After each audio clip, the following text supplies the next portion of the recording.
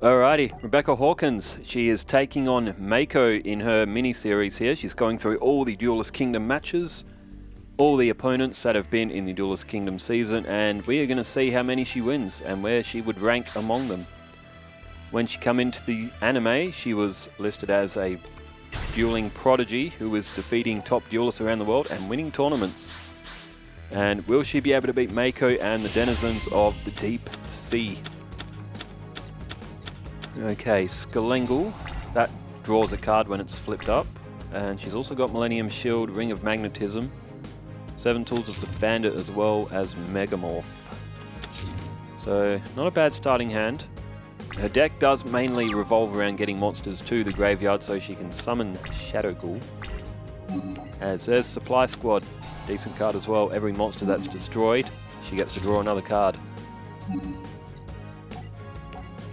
So is Becca's deck strong?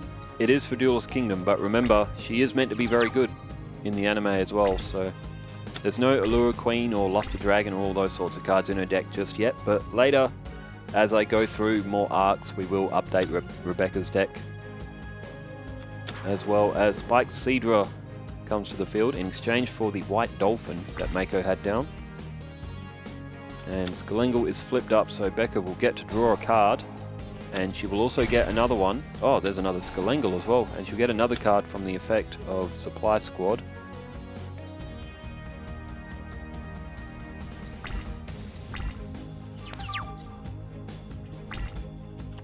Okay.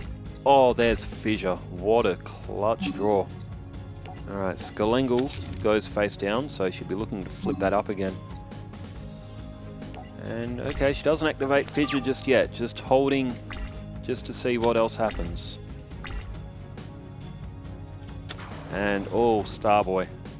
Okay, maybe Becca should have gotten Spike Seadra off the field. Skalengel is destroyed. It is also flipped up, and it is Polymerization that is pulled to Becca's hand. And oh, another Polymerization. Ouch. And Starboy goes in for the attack.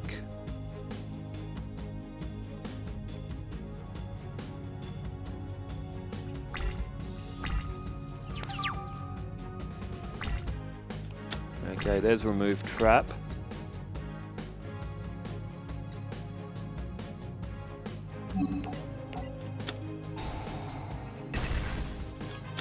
And she's activated Fissure. She could have actually destroyed Starboy with Witch of the Black Forest and then destroyed Spike Seadra.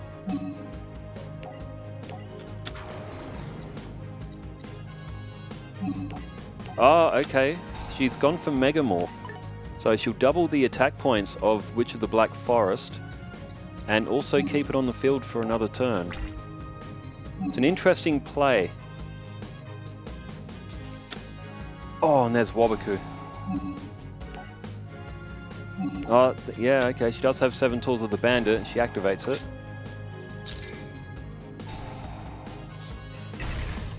Yeah, I was wondering why she played Fissure straight off the bat. Would it have still been better though to destroy Starboy? I guess it doesn't really matter in the end. The end result would have actually been the same. Mako would have been down a few more life points, so the end result would have still resulted in Mako losing both these monsters. Witch of the Black Forest, so it's 2200 now with Megamorph. Oh, and there's Shadow Ghoul. That's, oh. Shadow Ghoul's been drawn very early. Not enough monsters to really make the most of its power. There is only one Shadow Ghoul in her deck as well. Unless, of course, just at the quick glance. Our player. Oh, well, Becca is now in the now in a dominant position. She's got a 2200 attacker on the field. We are still getting used to her deck as well. And oh, there's Dark Hole, fantastic card. Becca's starting to get counterplay in her hand here. So even if Mako does manage to get this 2200 attacker off the field, he's going to have a Dark Hole to contend with, and possibly a Shadow Ghoul, but she's got to draw another card. Okay, she's laid down a Polymerization instead of having to throw away. Okay, now her life point count is now under, so Witch of the Black Forest's attack was halved. And she just decided to tribute it for Millennium Shield, and she is going to pull Hysteric Fairy to her hand, so Mako in deep trouble here. He should be down more life points, but we'll see how it turns out. So, people have asked before, is this AI versus AI? It's not AI versus AI. It is 2 human players. And that does add that element of authenticity. Human errors will get made as well, which... Oh, there goes Turtle Oath. So Mako won't be able to get Crab Turtle. And now Hysteric Fairy comes to the field. It's an 1800 attacker.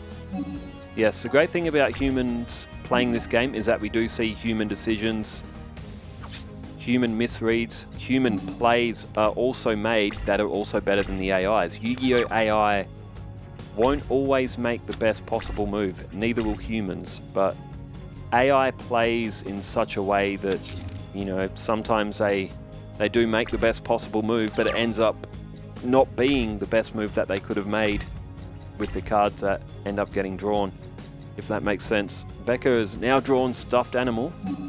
It's only a 1200 attacker, but it's still going to do some damage to Mako by the look of it. Hysteric Fairy attacks Furious Sea King. And now Stuffed Animal goes in for an attack. So Mako's going to be down to 2200 points.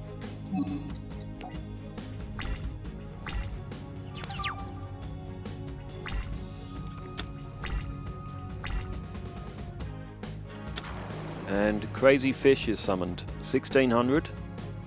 But it's looking like this first match is going to go to Becca, even though the match played wasn't 100% perfect, if you look at it from that perspective with Fissure and Witch of the Black Forest, but it's still going to get her the win. Supply Squad activates, and she's drawn a Sangan.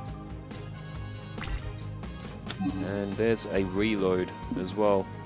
So she has got a couple of more updated cards. And she's going to sacrifice Millennium Shield now. And down goes Shadow Ghoul, and Shadow Ghoul gets to 2100. And she goes to play Reload. That does get rid of Dark Hole, so that is still risky. But she draws, there's Morphing Jar. If anything, she probably drew a worse hand than what she had. Unless Mako can block, this will be a win for Becca. Mako would... We don't know what those face down cards are. And Shadow Ghoul wipes out the rest of Mako's life points. So Rebecca takes the first win. This is still a best of 3 as well. And we are always going to go from her perspective. We've seen all the other characters' decks enough times by now that we won't go from their perspective for these matches. We'll just stick to Becca's.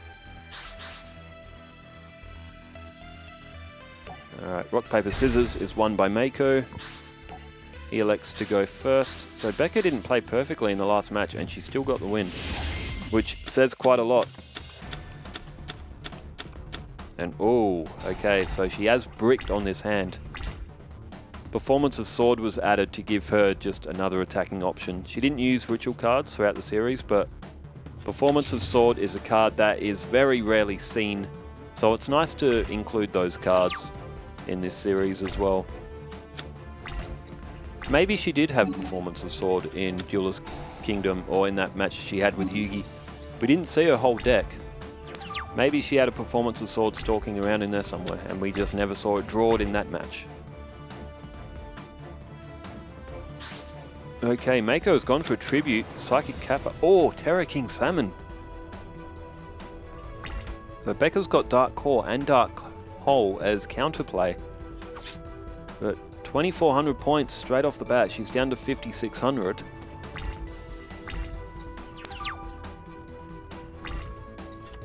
And, oh, Ring of Magnetism. Oh, she's got Fissure as well. I've just seen that as well. Alright, there goes Terror King Salmon. The Supply Squad is only useful if you've got monsters on the field that are being destroyed by battle. Or card effect. But what's Mako got in response here?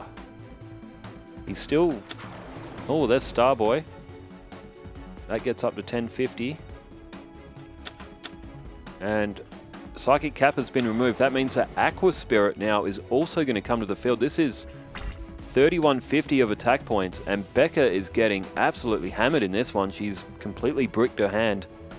It is a thing of Yu-Gi-Oh! That is part of the game, drawing bad hands.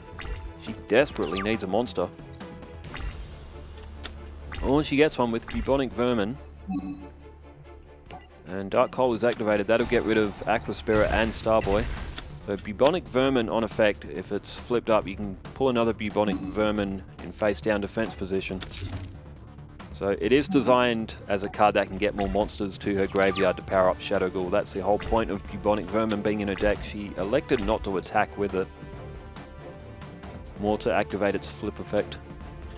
As we see, Takraminas, it's a 1500 attacker. It'll be able to get rid of Bubonic Vermin. She has got Supply Squad down, so she will be able to draw another card. She's only got one Supply Squad copy in her deck as well. Bubonic Vermin, there's 3 of them in her deck. So one of them's destroyed. She'll get another card now from Supply Squad, and it is Sangan. So she's starting to, she needs Witch of the Black Forest though to get her Shadow Ghoul out, because Sangan's is 1500 attack or less.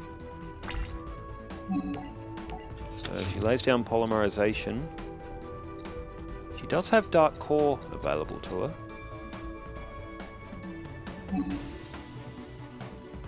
Looks like she might be electing to hold it.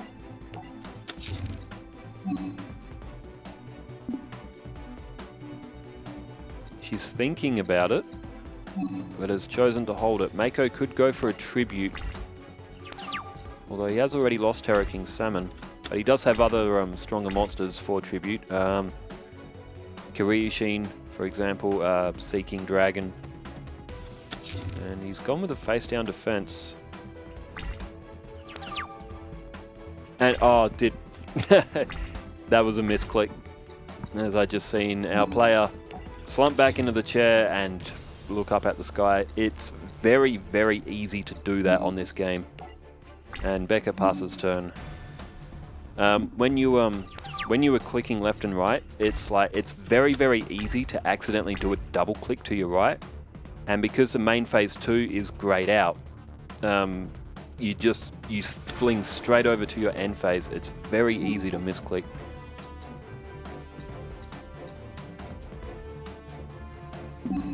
And is that an act of sportsmanship there? Becca with that that may be an act of sportsmanship that Becca's played there, since although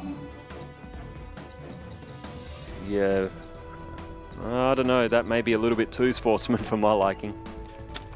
She could have activated Trap Hole, but she elected not to. Oh, and there's Shadow Ghoul as well.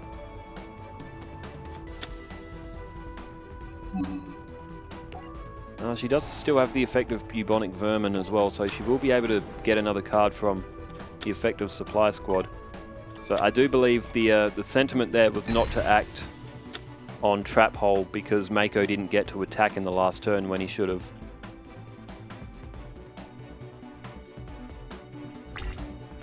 Or maybe Becca decided to hold it. I mean, they're not calling out to me while they're playing unless the duel ends. So maybe Becca knew that she would have a Bubonic Vermin and she would be able to still summon Millennium Shield. Maybe that's why she didn't activate Trap Hole. She wanted to save it. Maybe it was a tactical decision. It could have been.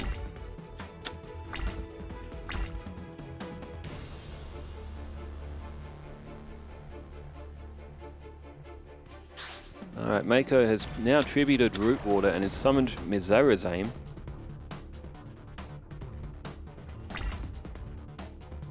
And again, not electing to activate Trap Hole. So Millennium Shield is going to be more than enough to defend. Okay, maybe it was tactical. Becca has elected to hold Trap Hole.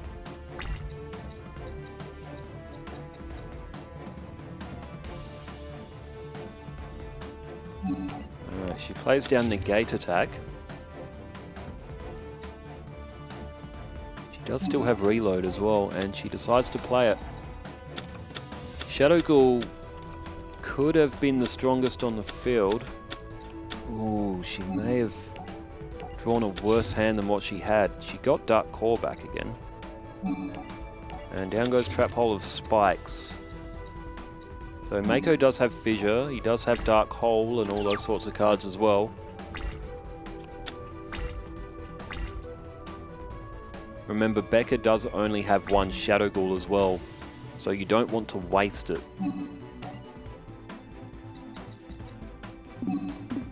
She elects not to activate any of her traps. She does have a lot of counterplay. Oh, there's Megamorph. She can make use of that as well. She is lower on life points. There's a Sangan.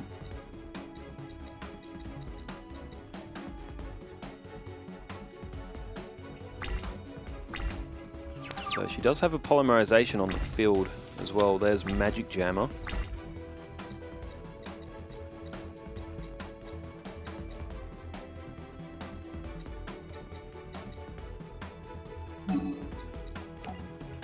Okay, into the end phase. The thing with Sangan, her 3 fusions are Sandwich, which is a fusion between Sangan and Witch of the Black Forest.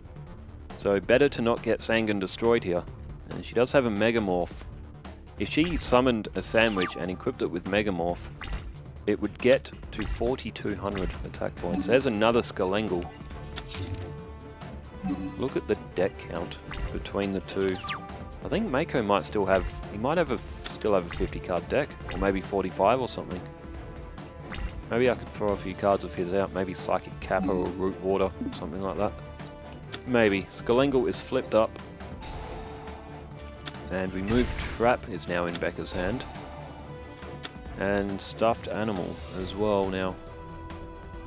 She doesn't have any room to actually play Megamorph on her field. She does have 4 cards down. Oh, there's Morphing Jar.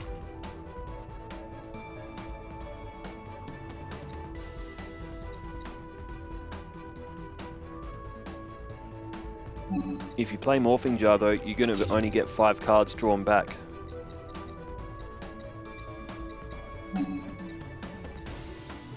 And she goes to end phase. What do you throw away here? Remove Trap.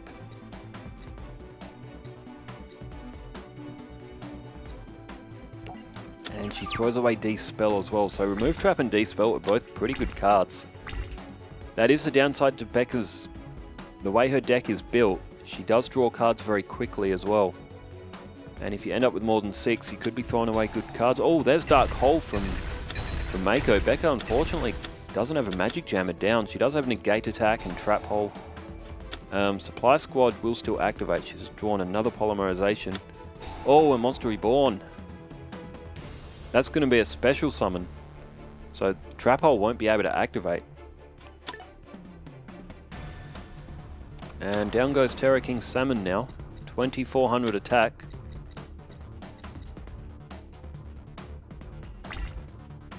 So Rebecca does have Negate Attack. Oh, she played Trap Hole Spikes. I forgot about that. Okay, Terra King Salmon is going to be destroyed. And 1,200 points come out of Mako's life points.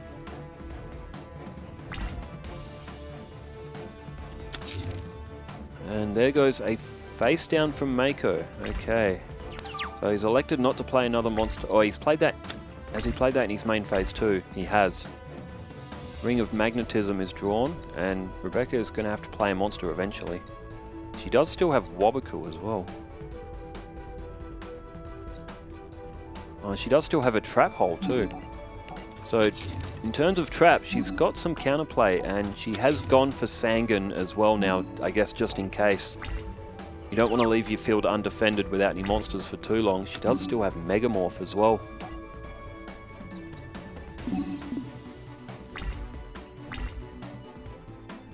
So it's been a long match. Becca did win the first one. After a few people might have played the first game a little bit different, but Becca still got the win in the end. And she made the tactical decision, I would assume, to keep Trap Hole on the field. Alright, Spirit of the Harp goes down for Becca. But balancing a fine line here. So with Trap Hole still on the field, it gives her that trump, that sort of like ace trumping trap card that is still there.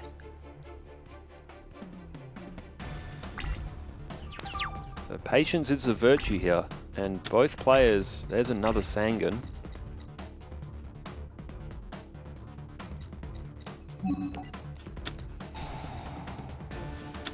And she plays Wabaku. That's unusual.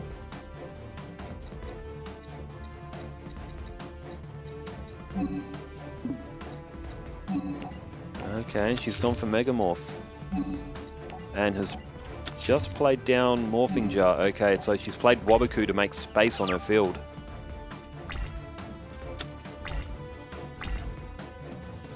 It's a powerful trap card though. Not something you really want to be throwing away, but Mako now has gone with 4 face down defenses. What does he have? Very reluctant to attack here, Mako. Both players opting for defense. What does Mako have? Okay, Becca's flipped up Morphing Jar. Let's see what goes to the graveyard. Wow, Mako didn't really have anything. There's Witch of the Black Forest. Now Becca can get Sandwich. And she's going to play it. Polymerization off her field. So that is going to fuse with Sangan and Witch of the Black Forest. So Sangan's effect will still activate here as well. Although, oh crap, look at her card count. She's down to 6 cards. She's going to have to pull, if she's going to win this one, she's going to have to pull it out very quickly. As Sandwich is played.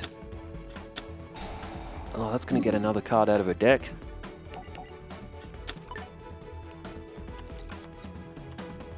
Witch of the Black Forest. Does she have another Sangan on the field? No. She does have Monster Reborn as well. Oh, and she plays it. She can bring back Terra King Salmon there as well, instead of Sandwich. If she pull back another Sangan, for example, she can bring back the big fish. And now she does. She's got a negate attack still on the field. There's Megamorph, and she's going to play it. Her life points are lower. And Terra King Salmon is at 4,800 right now.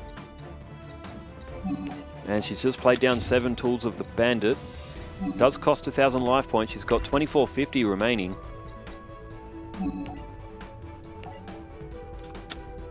Okay, Yado Karu was one of them that was face down. And Flying Fish. Okay, Mako didn't really have anything. Morphing Jar is safe. Becca does have a... she's got a negate attack, and even if Mako had a trap card, there's a 7 Tools of the Bandit on the field as well.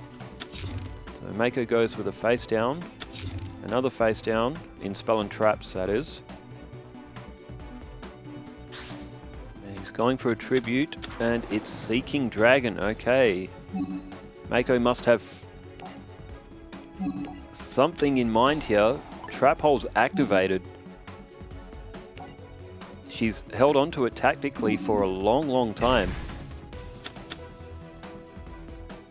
What could Mako have been going for? He must have a face down trap that would have protected his Seeking Dragon.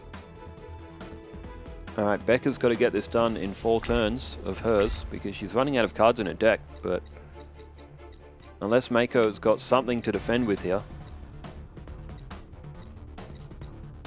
She does still have that Skalengle, but it's probably better not to flip that up due to her card count. To the battle phase, maybe Mako played Seeking Dragon as he was just out of moves. What's that face down? Ah, okay, he had a Wabaku. But it doesn't matter. Becca does have 7 Tools of the Bandit, which she activates. Will cost her 1,000 points, so she too is low on life points now. She's got to hope that Mako doesn't have another face down defense. Sorry, a face down spell or trap that can do anything. Twin Long Rods is destroyed, and 748 is 5,500. Mako's going to run out of points here if he can't block this attack. And his superpowered Terror King Salmon has just wiped him. So Mako's own ace monster in Terror King Salmon wipes him out on 4,800 attack. It was a long match, 25 minutes for a 2-set win. But Becca picks up the victory against Mako, and she's won her first 2 matches against her Duelist Kingdom opponents. It was a... some people might have played that different, but Becca actually, tactically, may have made good moves. It's hard to say sometimes. Sometimes patience is a virtue, I guess. Well, Becca picks up a second win. Thanks, everyone, for tuning in as well. Hope you're enjoying your duels so far. I will see you all tomorrow. NXT's on tomorrow as well. All right, thanks, everyone, for tuning in, wherever you are in the world. Stay safe, take care, farewell.